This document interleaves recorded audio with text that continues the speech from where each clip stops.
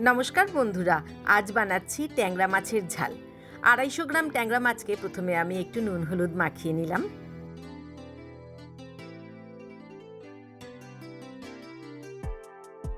ট্যাংরা মাছ আমার ভীষণ প্রিয়। ট্যাংরা মাছ আনলেই আমি অনেক রকমভাবে রান্না করি, তো আজ ভাবলাম একটু পেঁয়াজ কলি আর আলু দিয়ে করি।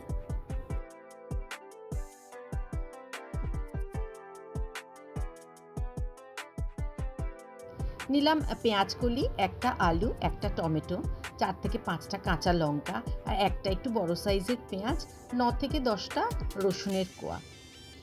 সব সবজিগুলোই আমি কেটে রাখলাম। এবার কড়াইতে প্রায় 2 টেবিল চামচের মতো আমি তেল দিলাম। অল্প নুন দিলাম যাতে মাছগুলো কড়াইতে লেগে না যায়। মাছগুলোকে একটু কড়া করে ভেজে তুলে নেব। অবশ্যই দুবারে ভাজবো।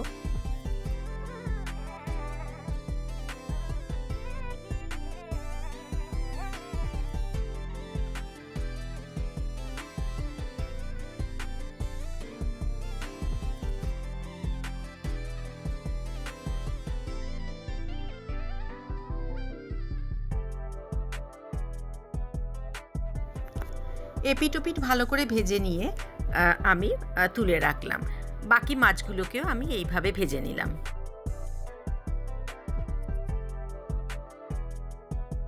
গ্যাসের ফ্লেমটাকে অবশ্যই আমি হাইতে রেখেই ভাজবো।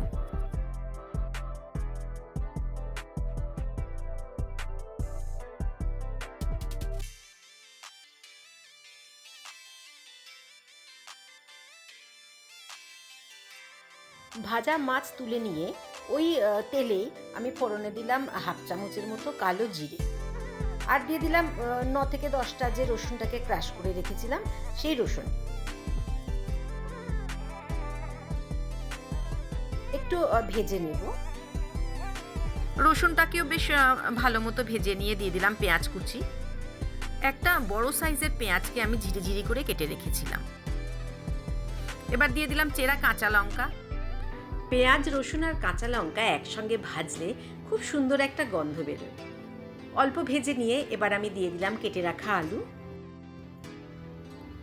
এবার ভালো করে আলুর সঙ্গে আমি পেঁয়াজটাও ভাজতে থাকবো।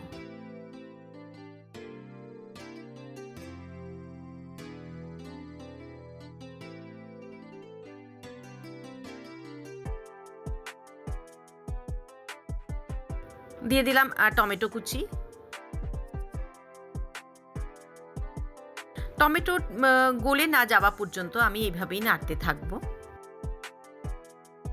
দিয়ে দিলাম স্বাদ মতো নুন আর কেটে রাখা পেঁয়াজ কলি।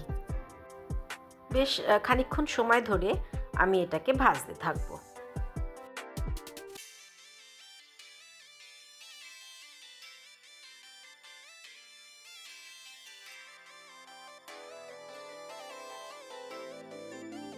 এবার দিয়ে দিলাম 1/2 চামচের মতো হলুদ গুঁড়ো, 1/2 চামচ কাশ্মীরি রেড চিলি পাউডার, 1/2 চামচ ধনে গুঁড়ো এবং 1/2 চামচ জিরে গুঁড়ো দিয়ে আবারও খুব ভালো করে মশলাটা কষাতে থাকবো।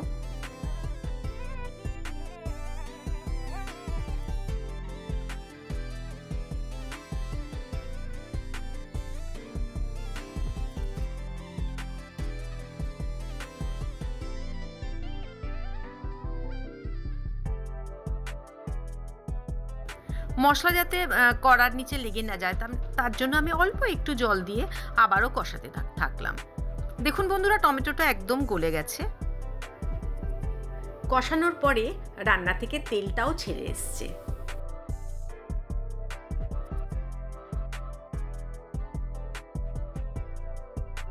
দিয়ে দিলাম 1/2 চামচের মতো গরম মশলার গুঁড়ো।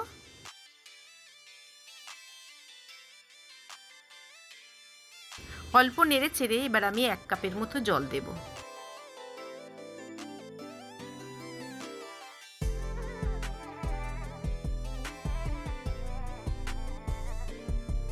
ঝোল ভালো করে ফুটে উঠলে এই অবস্থায় আমি ভেজে রাখা মাছগুলো দিয়ে দেব।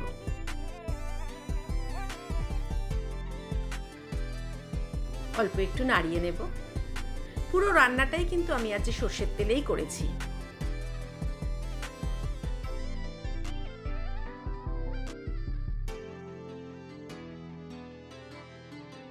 এই 5 থেকে 6 মিনিটের জন্য আমি একটু ঢাকা দিয়ে রাখলাম। মোটামুটি রান্নাটা প্রায় হয়ে গেছেই বলবো। দেখুন ঝোলটাও একদম প্রায় শুকিয়ে গেছে আর গা মাখা হয়ে গেছে। এই অবস্থায় আমি বেশ কিছুটা ধনেপাতা কুচি ওপর থেকে ছড়িয়ে দেব।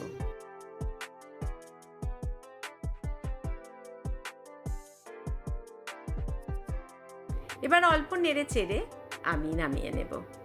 রান্নার শেষে ধনেপাতা দিলে যেন মনে হয় স্বাদটা আরেকটুই বেড়ে গেল। দেখুন একদম প্রায় গা মাখা হয়ে গেছে। এই অবস্থায় আমি এবার নামিয়ে নেব।